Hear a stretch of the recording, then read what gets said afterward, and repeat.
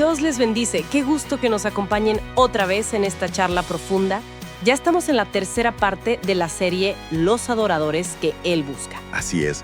Seguimos desmenuzando esa conversación clave de Jesús con la mujer samaritana, allá en Juan capítulo 4. Sí, los versos 22 al 24, donde Jesús le revela que el Padre, Dios mismo, anda buscando adoradores, pero que lo adoren en espíritu y en verdad. Y justo recordábamos en las partes anteriores, que la adoración no es algo que nosotros inventamos. No, es una necesidad, sí, pero definida por el Creador. Exacto. Él es quien pone las reglas, por así decirlo. Él dice cómo quiere ser adorado. Y quien intenta hacerlo a su manera, aunque sea el Dios verdadero, pues cae en una especie de idolatría. O sea, se pone a sí mismo como el estándar, no a Dios. Claro. Ya habíamos visto que ni los fariseos, con todas sus tradiciones humanas y ese espíritu de división, Ajá. ni los samaritanos, con su mezcla de creencias, su adoración medio selectiva y buscando favores, pues ninguno representaba realmente a esos adoradores que Dios busca. No encajaban en ese perfil de en espíritu y en verdad. Pero fíjate, en ese mismo pasaje de Juan 4 se menciona, casi de pasada, a Juan el Bautista. ¿Cierto? Y aunque es una mención breve, ahí, su figura es, yo diría, fundamental para entender qué es la verdadera adoración. Y es que Jesús mismo dijo algo fuertísimo de él, ¿no? En Lucas 7 dice que entre los nacidos de mujer no ha habido nadie más grande que Juan.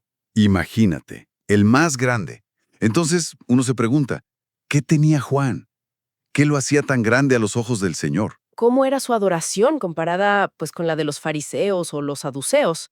Debía ser muy distinta. Totalmente distinta. Para empezar, su llegada fue profetizada. Malaquías, Isaías hablaron de él siglos antes. Como un mensajero, un siervo. Su misión era preparar el camino del Señor. No era protagonista él. Exacto. Y se le relaciona mucho con Elías, ¿verdad? Malaquías 4 lo dice. Sí, y Jesús mismo lo confirma. Dice que Juan vino con el espíritu y el poder de Elías, cumpliendo esa profecía para la primera venida de Cristo. Aunque Juan mismo, con una humildad tremenda, negó ser Elías en persona, literalmente. Parece que Elías tiene otro papel más adelante, quizá en Apocalipsis. Es posible. Pero volviendo a Juan, su estilo de vida era un reflejo de su ministerio, ¿no? Completamente. Vivía en el desierto, vestía pelo de camello, cinturón de cuero, comía, bueno, lo que había, langostas, miel silvestre. Una vida súper austera.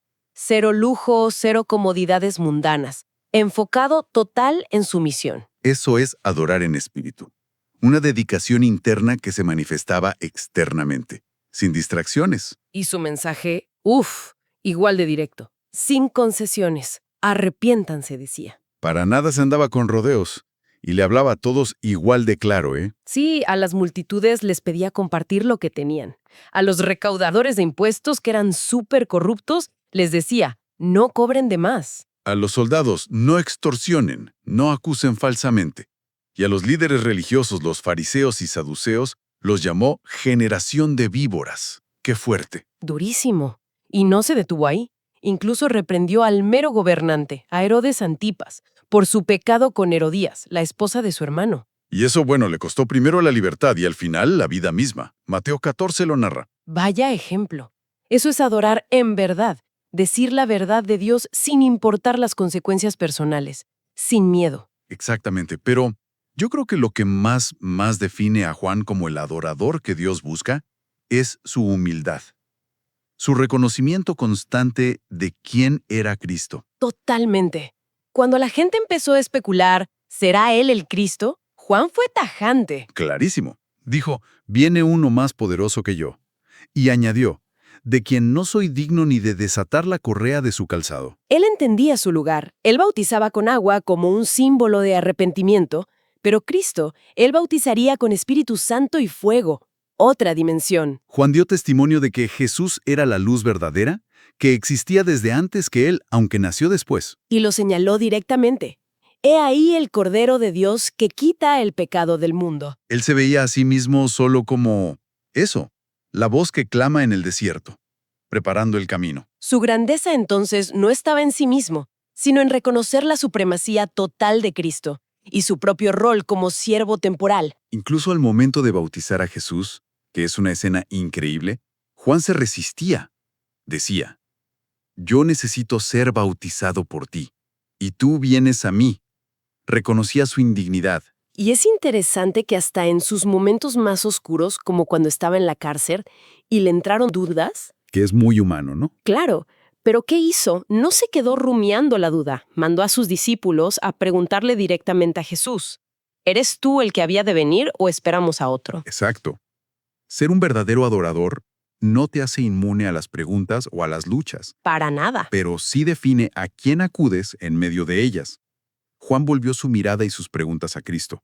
No buscó respuestas en otro lado. Entonces, si juntamos todo esto que hemos visto de Juan el Bautista, ¿cómo podríamos resumir esa adoración que Dios busca? Pues yo diría que es una devoción total, sí, pero basada en lo que Dios ha revelado, no en nuestras ideas o preferencias. Es vivir como siervos, poniendo el mensaje y la misión de Dios por encima de nuestro confort, de nuestra popularidad, incluso de nuestra propia vida. Y sobre todo reconociendo siempre, siempre, la supremacía y la gloria de Cristo Jesús. Él es el centro. Él es el importante.